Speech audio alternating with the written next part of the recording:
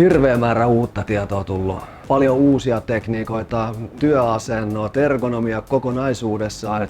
Niin kuin valtava määrä tullut uutta tietoa, mitä edes osannut ajatella ennen kuin aloitti.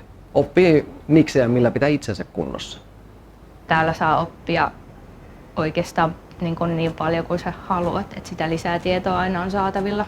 Se on ollut tosi mielenkiintoista, miten erilaisia kaikki kehot on. Et siitä oppii tosi paljon, eniten siitä, että pääsee tekemään töitä erilaisten kehojen kanssa. Jos ikinä arvot, että mitä sitä tekisi, mitä voisi tehdä ja on kyllästynyt vanhaan työhön, niin hieronta on kyllä loistava mahdollisuus. Että vaikka et koskaan päätyiskään sitten tekemään ammattimaisesti hieroja, mutta se, että sä voit auttaa sun lähimmäisiä ja tehdä myöskin sitten satunnaisesti hierontaa